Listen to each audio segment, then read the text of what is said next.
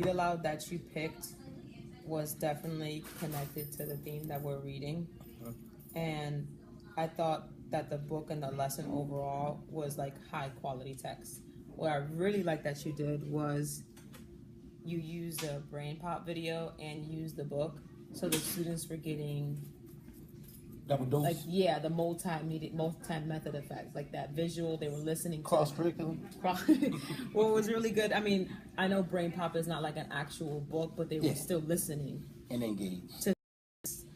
That was another good thing that I saw, that the kids were really engaged into that video and to the book that you're reading. I also thought, which was really good, is that you were building off to prior knowledge and like connecting the theme of like, I heard you mention something about healthy choices, and then how cleaning is an example of a healthy, like tying it on to the big theme. Another good thing was the vocabulary cards. Those story talk cards. I hate them though. Some of the pictures don't be.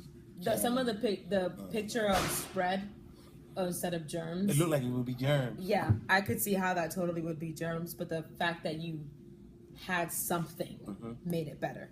Even though I agree that picture was kind of like, no worse. Another good thing that I saw was personal connections. Like, you had a lot of opportunity for your kids to relate to the topic you were talking about. So it was a few times that I heard in the beginning and throughout and at the end of the reading where you were like, tell me about a time when you washed your hands, or tell me about a time when you were sick. It was like a lot of like personal connections. And I think you even gave an example of that too, which makes like the text more meaningful. And you were using the vocab, the cough, the wash. You tell me about a time you washed your hands. You're using the vocab and like making it a personal connection. Another good thing I saw was the questions were scaffolded. You did like a lot of what questions, what happens when you cough, and then you got into like why are germs bad for you? Like you got from the what to the why. So those questions were like scaffolded well, and some of them were even challenging. One question that you had that I thought was a really good challenging question, and I'm not sure but it was, what are some of the ways that germs can spread? And then it was describe how we cover our mouth. So that one I like because that one was at the end, and then demonstrating, because there was like a good way and a not so good way to cover your mouth. So I like that. That was really good too. I did have a question though. Absolutely. And one question was, so like, I saw you calling on the kids and they were engaged, but I guess my question is, the next time, like I get this was the first reading and it was for exposure, but if you were to go back and reread this book again, how could we get all of the students to interact with the text? You don't know.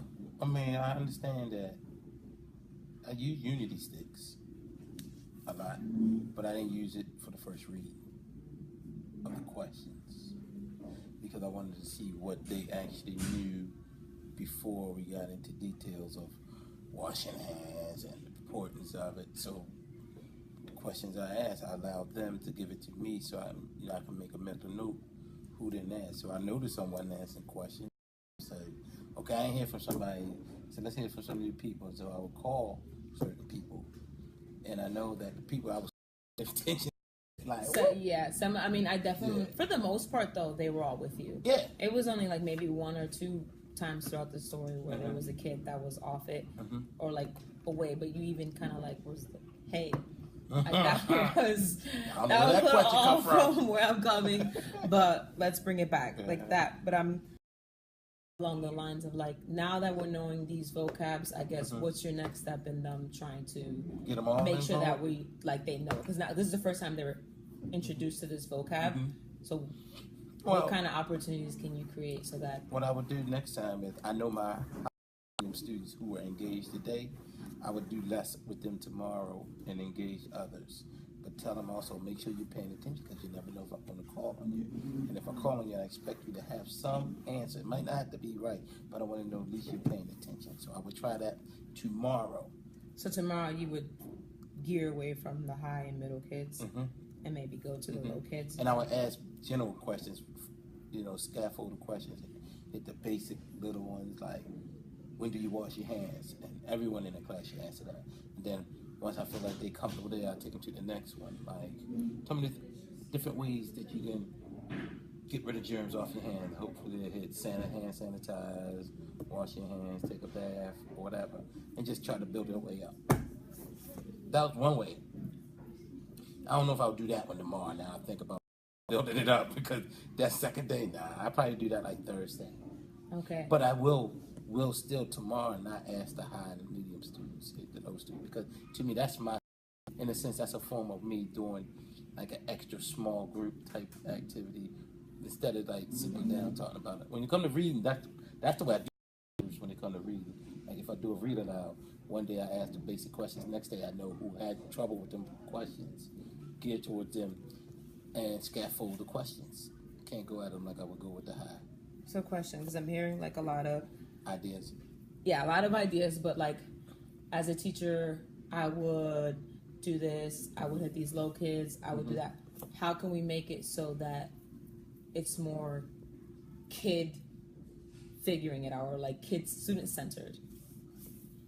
Well, first I had to base it off of their answers, and then I could build from their answers because it makes it more them. Yeah, I'm thinking more along the lines of like having opportunities for them to talk and you to listen more so that you can get that kind of idea. So like maybe I would ask them to give me some ideas. Yeah, or like talking to each other and then turn and talk. Or turn and talk, and then it doesn't have to be a turn and talk, but like a turn and talk is an example of that where they're like talking to each other, and then I'm thinking you can go around and listen to things that they're saying. Are they using the vocabulary words? Like kids will surprise you. They might know more than you think they need. Take advantage of that turn and talk. So, like getting off topic. Yeah, so how long do you usually do it for? I would do probably do it for about 5 seconds. Okay. So that's all they want out, and then get the other talk. We got about a minute. That might be too. I don't go around listening to them, so I'm expecting to do it. So when I do call them, we'll tell the person said.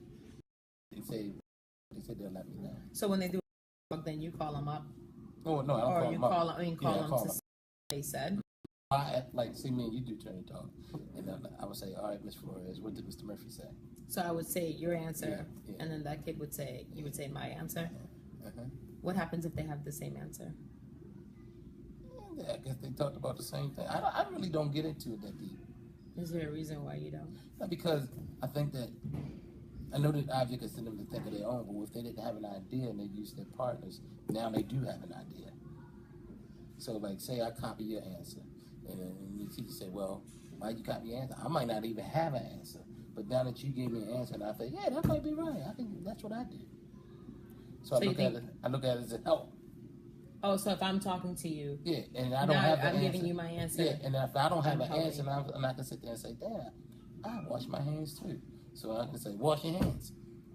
Same question, same answer, and it might be coincidental. Yeah. So I don't want to question it, and it might take them away from them being actually genuine.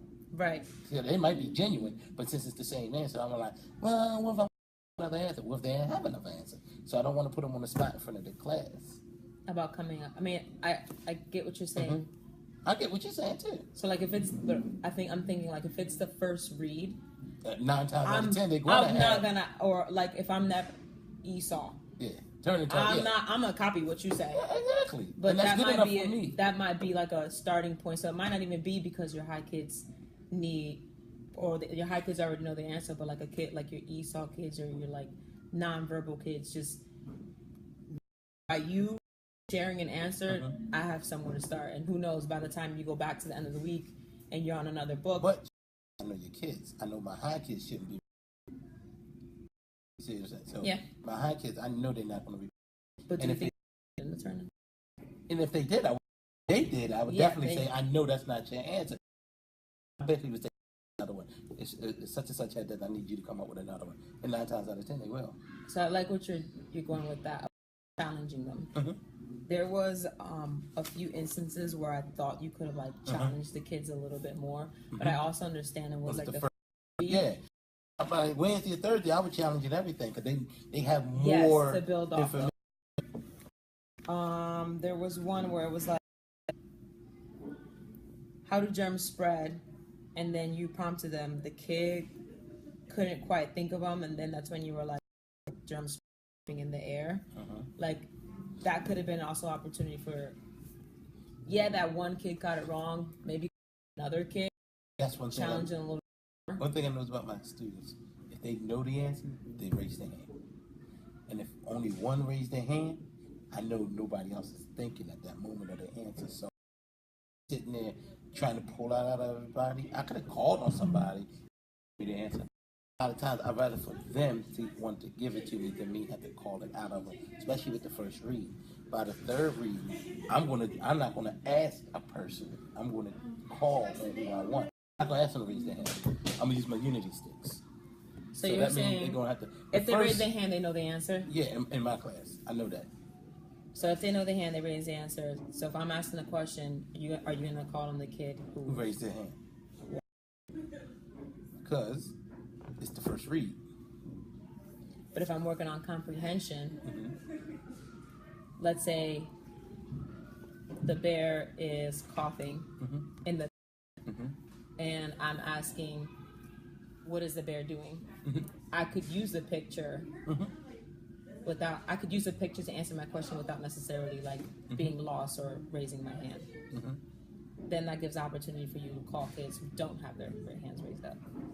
Yes and no. Like I said, it depends. Like the first read, I know like germs is doing be different than bear coughing. You know what I'm saying? Like germs wash your hands, spreading it. That's a little more complex than you get what I'm saying? Like I mean that's how I look at it. But I just think the first read is to me fall and me observing the kids' feedback. So that's was like the goal of the book, because that was another thing that my goal of the book, at the beginning. My goal of the first read is always to look at their feedback to see what knows and what they know and who knows what. So once I get that down pat, the second day when I go at the book, I can start taking the questions a little bit more. The same questions that are on our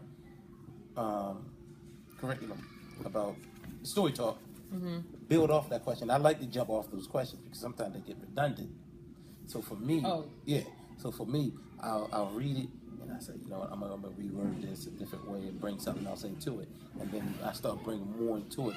And then I start getting more out of them by their answer. So if they give me an answer, the question is, what make you think that?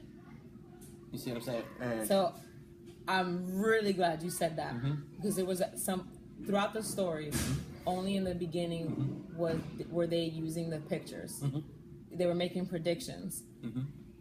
Throughout, besides that, all the other questions could have been answered without the text. So like, what could we change so that I need this text in order to answer this specific question? Because you just said it there. It's like, well, what do you see? I think this page is or something. See, for me, the first day read is a generic read. It's just baseline, just to see what they know to give back. My sentence building comes day 2 to 3 before they just get more and more and more.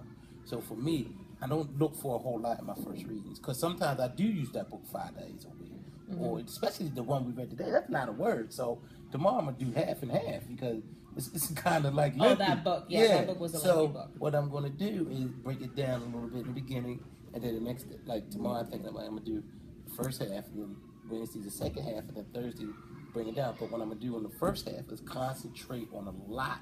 See, that gives you the opportunity to concentrate a lot on the first half of the book. Do you think that if just today you would have went half the book today, then half the book tomorrow,